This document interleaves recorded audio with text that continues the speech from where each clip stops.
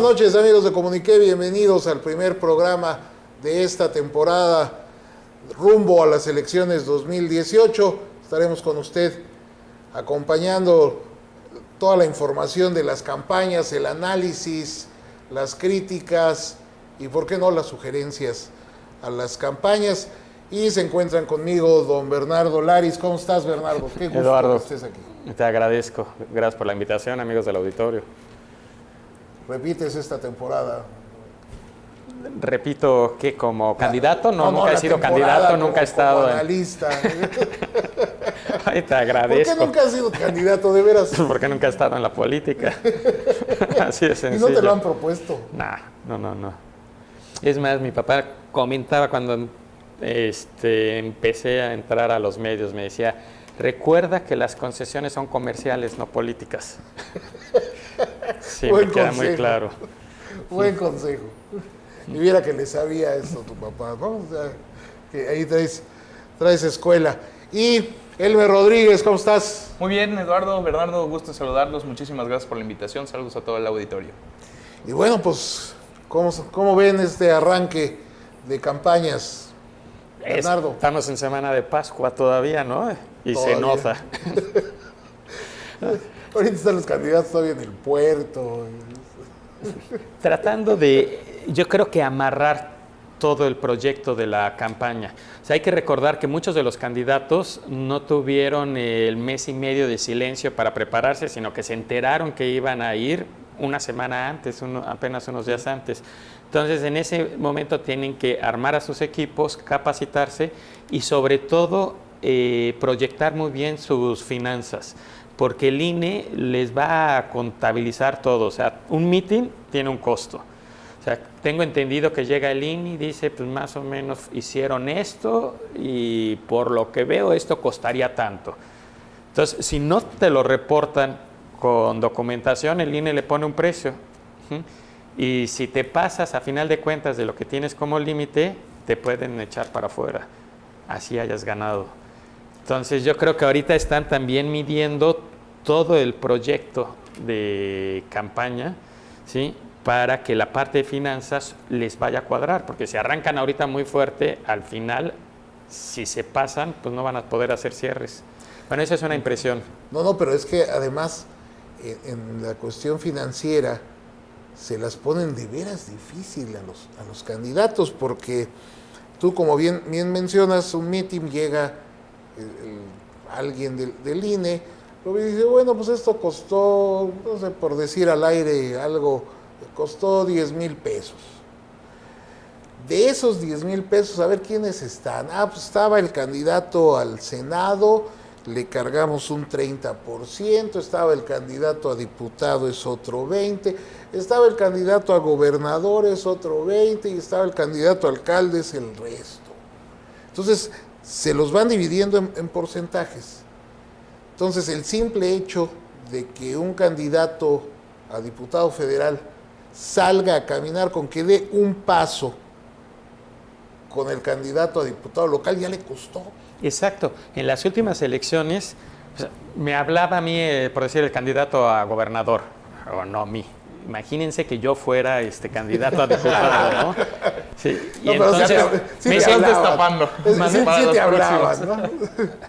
En general trae uno comunicación con todos porque está uno viendo la agenda, ¿no? Con la parte de medios, ¿sí? Que hay que también organizarse, ¿no? Pero aquí lo importante, yéndonos a este ejemplo, es si invitaban a un candidato a diputado, el candidato a diputado se sumaba, ¿sí? Estando presente ahí el candidato a diputado, pues le facilitaba su campaña, porque de alguna manera se colgaba, ¿no?, de la campaña del gobernador. Hoy en día, como dices bien, se la van a contabilizar, ¿sí? Entonces, eso te obliga a que tú lleves un registro de cómo vas a utilizar el recurso que el INE te está limitando. Y cualquier invitación extra que salga, vas a tener que cancelar alguna otra cosa, si es que ya tenías tú tu plan de trabajo y de exposición. Que esperemos que esta fiscalización, o sea, hasta el final de las elecciones se lleve con el rigor con el que está iniciando. porque ahorita estamos hasta con la de 3x3. Están muy fuertes fiscalizando todas las propiedades, todos los ingresos y egresos que tienen los candidatos para estar establecidos en cómo están iniciando. Y la postura de la 3 de 3 es hacer un corte de caja.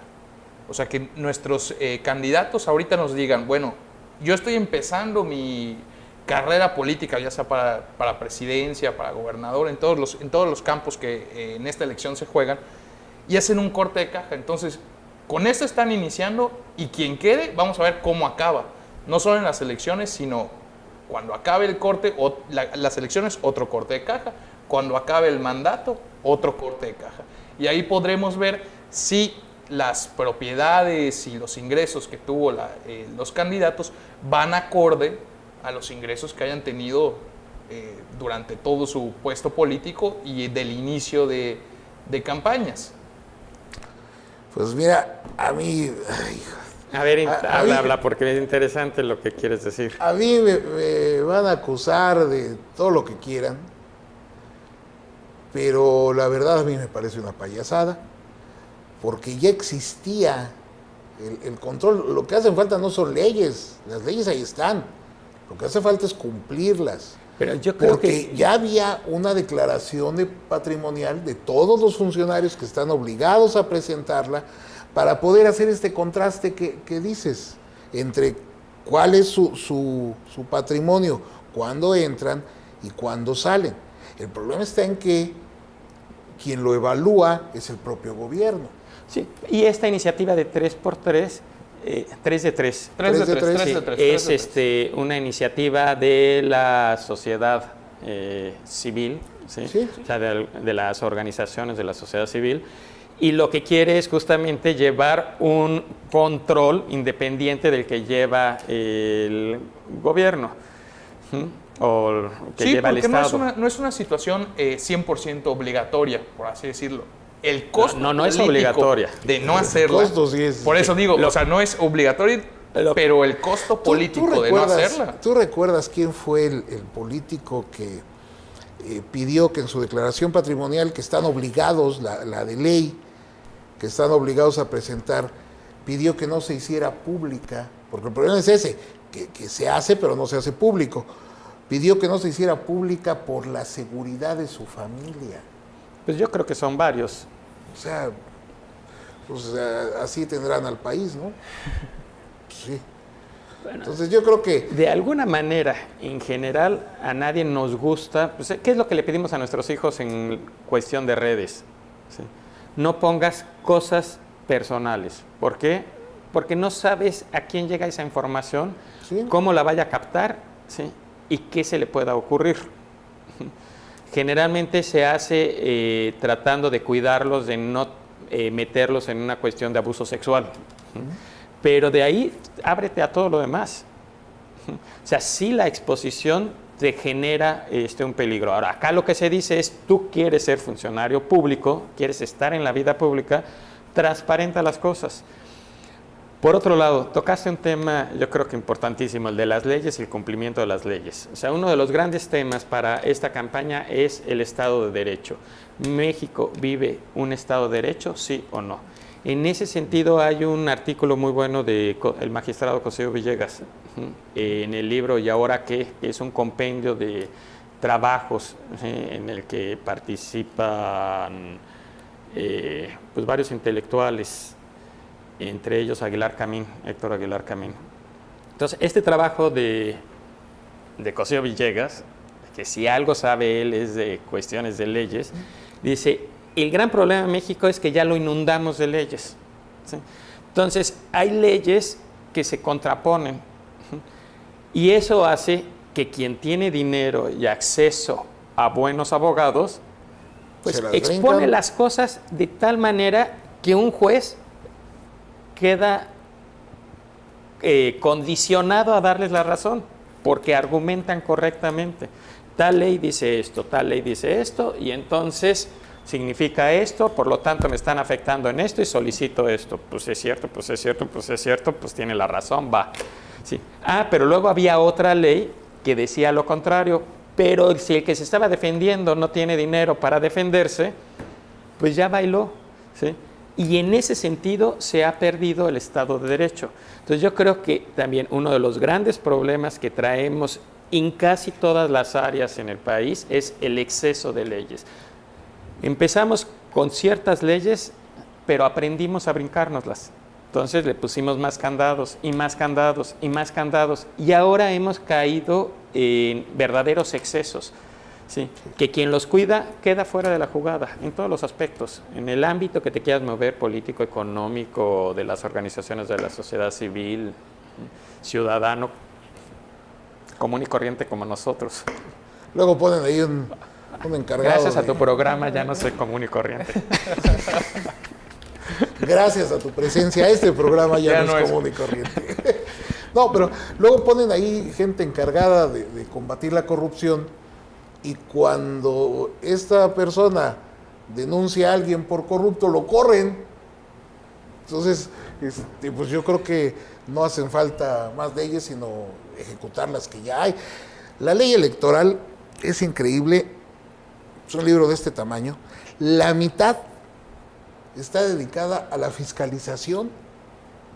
O sea, no te regulan si meten votos de más o si se roban una urna, no, pero sí te regulan que si te gastas 2 pesos tienes que comprobarlos, y muchas veces en elecciones estatales... Sí, también está regulado el si metes votos de más, o sea, si hay una serie de reglas... En elecciones así estatales, los partidos chiquitos que tienen un presupuesto muy chiquito, terminan gastando más en contadores que lo que se gastan en campaña.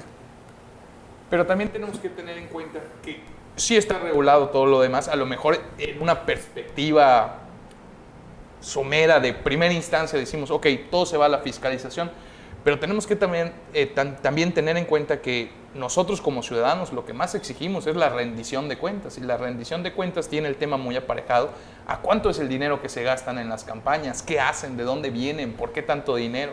Se necesita tanto tanto dinero para una campaña pública, está bien que tengan dinero público para hacer las campañas. Todo esto es un tema muy importante para los ciudadanos, y están muy enfocados a ver eso. Si tienes 2 pesos, ¿en dónde te gastas tus 2 pesos? Si te dan 5 a ti porque eres un partido que obtuvo mayor porcentaje de votación en las elecciones próximas pasadas, pues ¿en dónde se te van tus 5 pesos, no? Y nosotros como ciudadanos pues nos preocupamos mucho por eso. Queremos entender dónde se gasta el dinero, porque ese dinero es de nosotros. A ver, ustedes que saben de esto y que lo entienden muy bien. A mí explíquenme por qué el INE habla de equidad, de piso parejo, y es el primero en no respetar esta equidad. Porque los medios electrónicos concesionados de comunicación les dan tiempo aire para que lo asignen a todos los partidos, en radio y en televisión. Pero de ese total de tiempo aire, de esos millones de spots en todo el país, la mitad se reparte parejo y la otra mitad es en base a los votos que tuviste. Entonces, los partidos grandes, el PRI, el PAN, obviamente les toca la mayor parte, y entonces tú terminas viendo en la televisión 3 comerciales del PAN por 1 del PT. Entonces ya no hay equidad, ¿no? O sea, lo justo es que todos tuvieran el mismo número. No necesariamente. Y lo mismo pasa con el dinero. No, en la cuestión de spots, ese es un tema bastante interesante, ¿sí? Nos vamos a ir derivando. Sí me toca un poquito conocerlo porque... Pedacito por pedacito. O sea, Eso de lo entrada, sabes. los que estamos en radio y televisión, que tenemos que pasar esos anuncios de manera gratuita, pues como que preferiríamos no pasarlos. Pero bueno, vino una ley, ¿sí?, que no es del INE, ¿sí?, es una ley que viene del Congreso. O sea, en su momento los diputados federales, ¿sí?, votaron esta ley. Entonces agarraron y dijeron, todo el tiempo que corresponde, o la mayor parte del tiempo que corresponde al gobierno federal se va a utilizar en época de campañas para los partidos políticos, ¿sí? Y se va a utilizar de esta manera y está en la ley muy bien descrito. Tengo entendido que el 70%, ¿sí?, se distribuye según cómo quedaron en la última elección. Entonces, obviamente, el partido que más votos tuvo va a tener más anuncios. Y luego creo que el 30% es el que se distribuye ya de manera, o sea, lo mismo para cada partido. Ahora, ¿qué es lo que han intentado los partidos? Hacer coaliciones. O sea, tus anuncios más mis anuncios me da tantos anuncios. Este ya se sumó con este ya tiene tantos anuncios. Y de alguna manera eso va condicionando ya el juego y la estrategia política, ¿sí? Los que se quedan solos, pues se van quedando con poquitos. Y de repente el que no tiene, el que acaba de entrar, pues sí, va a tener muy pocos anuncios. Pero imagínate que la ley hubiera sido, al que llegue se le dan los mismos anuncios. Entonces, hay 100 anuncios y de repente hay un partido político que logra aparecer en la boleta porque cumplió con las condiciones y de entrada va a tener millones de anuncios en radio y televisión y se va a superposicionar, ¿sí? Le estás haciendo también de una manera muy fácil la chamba. Acuérdate que durante una época cómo nos enojamos y nos molestamos de los partidos pequeños, ¿sí? Que parecían verdaderas... que viene siendo franquicias, ¿sí? Y se movían como franquicias. Yo llegué a decir que el logotipo del Verde Ecologista, ¿sí?, o que el Verde era la empresa familiar más rentable de este país. Y sigue ¿sí? siendo. Y el logotipo del Tucán vendía solo, o sea, lo podías comparar con el de pon la Coca-Cola, ¿sí? Tú ponías un tucán, llegaba la gente, veía en la boleta el tucancito y ¡ay, qué lindo! ¿Sí? O sea, yo recuerdo casos de amigos que me dijeron, yo voté por el verde, ¿por qué? Porque mi hija me dijo, vota por el tucán, ¿sí? Y si tú además de entrada le vas a dar por ley no sé cuántos millones, pues ya le hiciste el business gratis, ¿sí? Entonces, había mucho cuestionamiento de la manera en que estos partidos estaban utilizando los recursos públicos para fortalecerse, ¿sí? Pues esta manera de dividir en 70-30 pues trataba, yo creo, que de evitar eso.